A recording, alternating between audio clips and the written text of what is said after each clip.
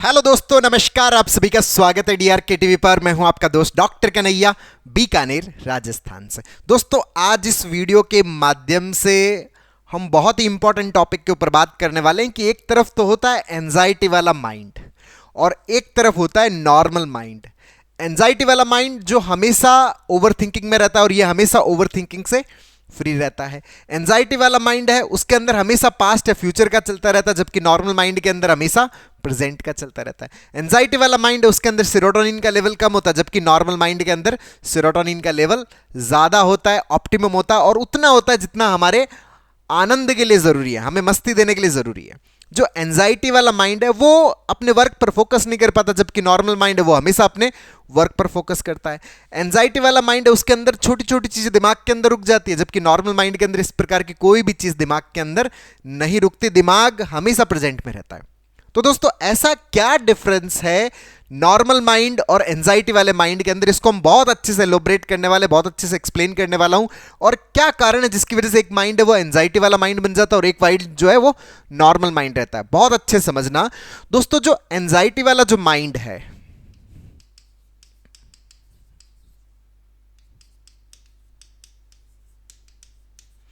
ये एंजाइटी वाला माइंड क्यों होता है? एंजाइटी वाला माइंड होता दोस्तों हमारी कॉग्निटिव रिजिडिटी की वजह से। मतलब कॉग्निटिव रिजिडिटी वो कारण है जिसकी वजह से हमारा दिमाग है वो किसके अंदर चला जाता है? एंजाइटी वाले माइंड की तरफ चला जाता है। और जो नॉर्मल माइंड होता है,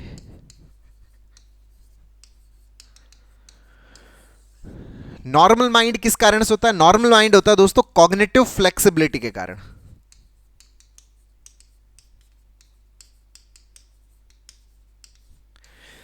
तो कॉग्निटिव रिजिडिटी है वो हमारे अंदर क्या डेवलप करती है? एंजाइटी वाला माइंड डेवलप करती है। और कॉग्निटिव फ्लेक्सिबिलिटी वो हमारे अंदर नॉर्मल माइंड डेवलप करती है। अब ये क्या होता है? कॉग्निटिव रिजिडिटी क्या होता है? Cognitive flexibility. कॉग्निटिव रिजिडिटी को कैसे कॉग्निटिव फ्लेक्सिबिलिटी के अंदर कन्वर्ट करें, कैसे हम अपने एंजाइटी वाले माइंड को नॉर्मल माइंड के अंदर कन्वर्ट करें, इसी के ऊपर पूरा ये साइंटिफिक एक्सप्लेनेशन मैं आपको समर्पित कर रहा हूं। समझना इसको बहुत अच्छे से। तो दोस्तों, समझते हैं कि ये कॉग्निटिव रिजिडिटी और फ्लेक्सिबिलिटी क्या होता है। दोस्तों, हम बहुत बार इस तरह के स्टेटमेंट देते हैं कि मैं आईएएस ऑफिसर बनना चाहता था,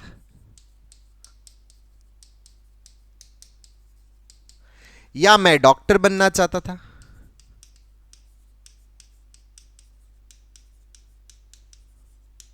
या मैं इस तरह का स्टेटमेंट देता हूं कि मेरे हस्बैंड को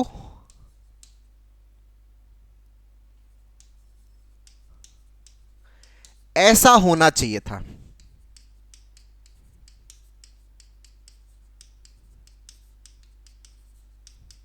मेरी वाइफ को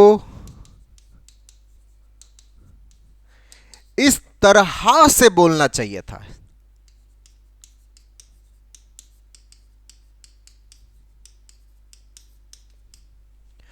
उसे घर वालों से इस तरह से बात करना चाहिए था।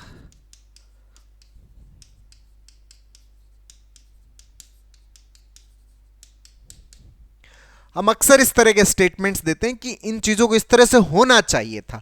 अब ये जो हमारे स्टेटमेंट्स है दोस्तों, ये जो स्टेटमेंट्स है, इन स्टेटमेंट से प्रॉब्लम क्या होती है समझना बहुत अच्छे से। तो दोस्तों, इन स्टेटमेंट्स के अकॉर्डिंग हमारे जीवन के अंदर दो तरह की चीजें होती है। एक तो ये जो स्टेटमेंट्स है, मतलब मैं चाहता हूं, मतलब ये क्या है? मेरी इच्छा है। हम सबकी अनेकों प्रकार की इच्छाएं होती हैं। मेरे पास में खूब सारा पैसा होना चाहिए, मेरे पास में बड़ी गाड़ी होनी चाहिए, मेरे पास में बड़ा हॉस्पिटल होना चाहिए, मेरे पास में सब कुछ होना चाहिए। ये बहुत सारी इच्छाएं होती है हमारी। तो ये हमारी क्या है? इच्छा। तो चीजें जो होती है हमारी जिंदगी में, एक तो जो हमारी इच्छा है उसके अनुसार चीजें हो जाए।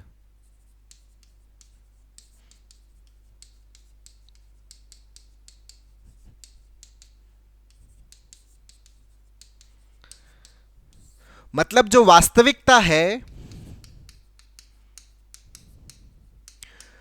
वैसी हो जाए जैसी आपकी इच्छा है। अगर ऐसी स्थिति हमारी जिंदगी में कि वास्तविकता जो है वो हमारी डिजायर, हमारी इच्छा से मैच करती है, तब वहां पर कोई दिक्कत नहीं, वहां पर तो सब कुछ बढ़िया फील होता है।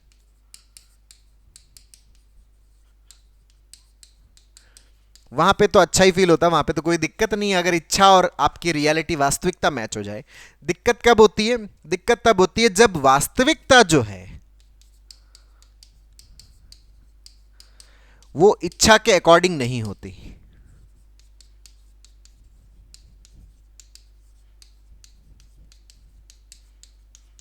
मतलब मैं चाह रहा था कि मैं आईएएस ऑफिसर बनूं, लेकिन मैं आईएएस ऑफिसर नहीं बन पाया।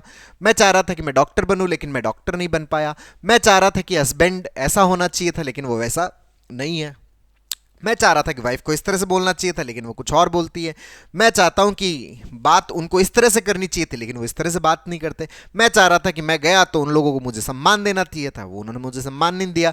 मैं चाह रहा था कि वो खड़े होकर वहां मेरे साथ चल कर आए, लेकिन वो चल कर नहीं आए। मैं चाह रहा था कि मैं उनसे प्रेम से बात कर रहा हूं, तो वो भी मुझसे प्रेम से बात करें। मैं चाह रहा था कि मैं जैसे लोगों के बारे में सोचता हूं वो वैसे मेरे बारे में सोचने चाहिए। मैं जिस तरह से हेल्प करता हूं वैसे उन लोगों को मेरी हेल्प करनी चाहिए। तो ये जो रियलिटी, ये जो वास्तविकता है, वो हमारी इच्छा के साथ में क्या नहीं हो रही? मैच नहीं हो रही। अगर जैसी इच्छा है वैसा अगर हो जाए तब तो कोई दिक्कत नहीं है, तब तो बहुत बढ़िया बात है। लेकिन अगर इच्छा जो है वो वास्तविकता के साथ में मैच नहीं होती,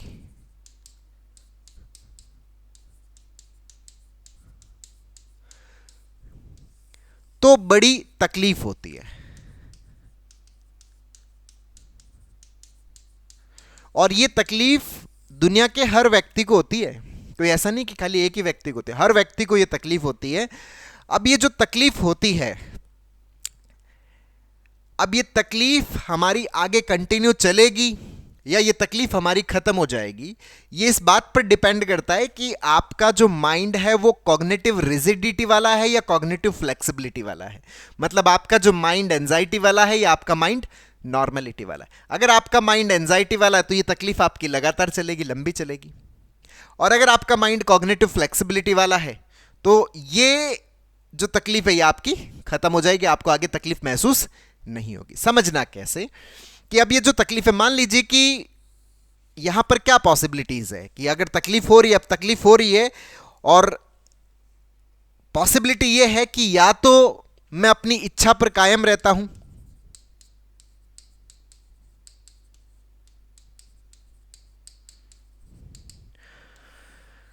मैं अपनी इच्छा पर कायम रहता हूं, इच्छा को बदलता नहीं, बस मुझे तो ऐसा ही चाहिए, मुझे तो वैसा ही चाहिए जैसा मैं चाहता हूं।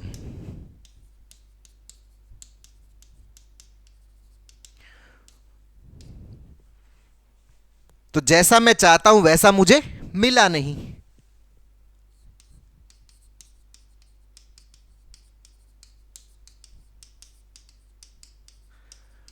जब मुझे वैसा मिला नहीं तो जो मुझे मिला है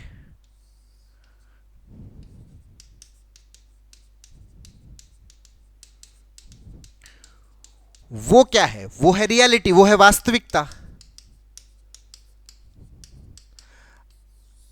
और मैं किसको चाहता हूं? मैं चाहता हूं जो मैंने सोच रखा है, जो मेरी इच्छा है वैसा मैं चाहता हूं, और वो मुझे मिला नहीं। और जो मुझे मिला है उसे मैं चाहता नहीं, जबकि रियलिटी वही है, सत्य वही है, वास्तविकता वही है। तो जब मैं अपनी इच्छा के ऊपर स्टक रहता हूं तो इस चीज को बोलते हैं दोस्तों कॉग्निटिव रिजिडिटी। बस जैसा मैंने सोच रखा है ना वैसा ही होना चाहिए, ना एक इंच ऊपर ना एक इंच नीचे। इसको आप क्या बोलते हो? Cognitive rigidity. यही कॉग्निटिव रिजिडिटी जो होती है इसी को अपन बोलते हैं एंजाइटी वाला माइंड। अब यहां पर प्रॉब्लम क्या होगा समझना कि मैं तो वैसा ही चाहता हूं जैसा मैंने सोच रखा है, जैसी मेरी इच्छा है। तो मैं जो मुझे मिला है ना, मैं इस मिले को स्वीकार नहीं कर पाऊंगा। अब जैसा मैं हस्बैंड चाह रहा था वैसा हस्बैंड नहीं मिला, तो मैं जो मुझे मिला है उसको मैं स्वीकार नहीं कर पाऊंगा। मैं तो अपने दिमाग के अंदर एक काल्पनिक जो हस्बैंड, जो एक आइडियल हस्बैंड जो मेरे दिमाग में बना हुआ है, बस मैं तो उसी को चाहता हूं, ये रियलिटी वाले को नहीं चाहता। मैं तो जो एक काल्पनिक जो वाइफ मेरे दिमाग में है, मैं बस उसी को चाहता हूं, जो रियल में मुझे जो वाइफ मिली उसको नहीं चाहता। तो इससे प्रॉब्लम क्या क्रिएट होती है कि मैं अपनी जो रियलिटी, अपनी वास्तविकता जो है उसको मैं स्वीकार नहीं कर पाता, उसको मैं एक्सेप्ट नहीं कर पाता।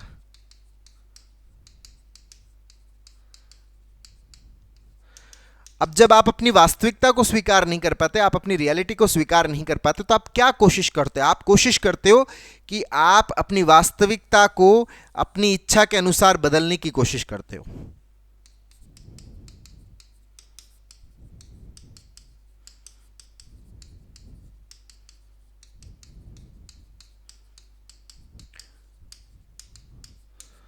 वास्तविकता को जब हम अपनी इच्छा के अनुसार बदलने की कोशिश करते हैं, और जो रियलिटी में जो हो चुका है वो तो किसी भी सूरत में नहीं बदलना। एक बात बहुत अच्छे समझ लेना, जो हो चुका है वो किसी भी सूरत में नहीं बदलना। मतलब जो रियलिटी है वो किसी भी सूरत में नहीं बदलनी। जब रियलिटी किसी भी सूरत में नहीं बदलनी और हम ये प्रयास कर रहे हैं कि हम वास्तविकता को अपनी इच्छा के अनुसार बदलना चाहते हैं, बदलने का प्रयास करते हैं, तो हम एक ऐसे टास्क में उलझ जाते हैं जो कभी खत्म नहीं होना, जो कभी खत्म नहीं होना। और जब टास्क खत्म नहीं होता तो हमारे अंदर अधूरेपन का भाव पैदा होता है।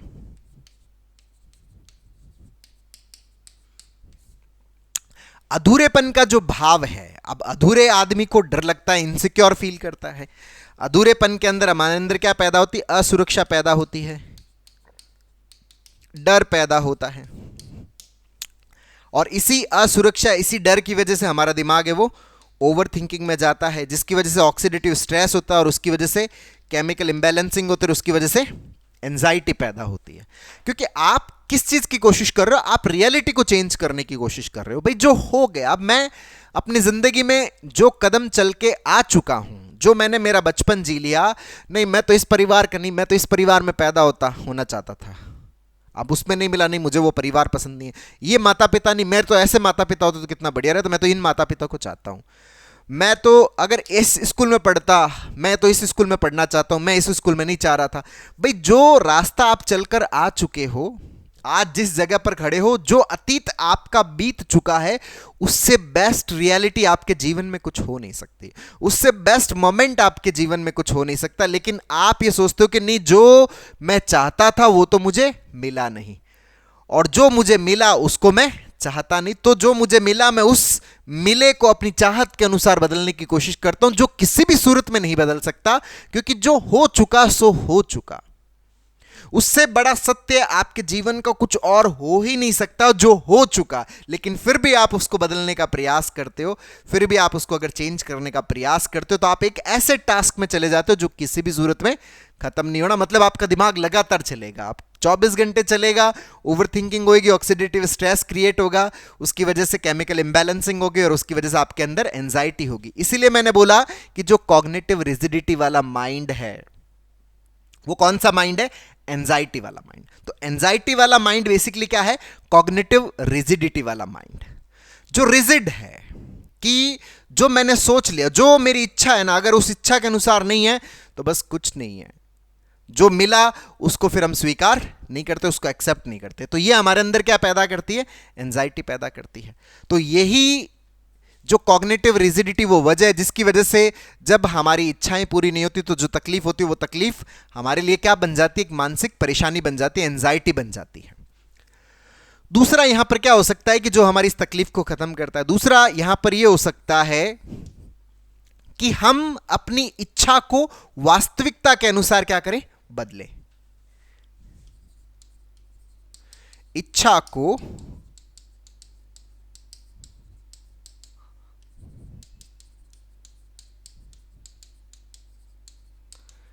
वास्तविकता के अनुसार बदलें।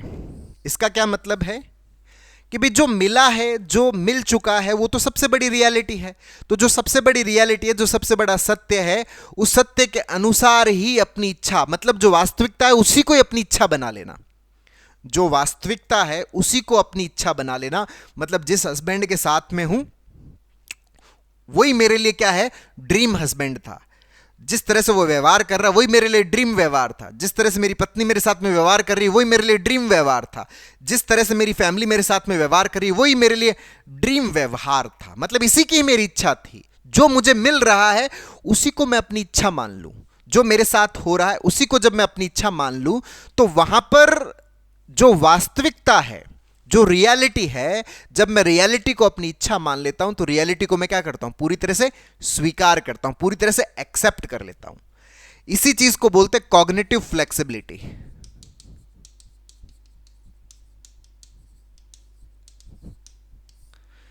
कि भाई डॉक्टर नहीं बन पाए, चलो मैं टीचर बन गया, अभी मेरा इच्छा भाई टीचर, हाँ ठीक है टीचर ही है अपन, तो कोई दिक्कत नहीं है।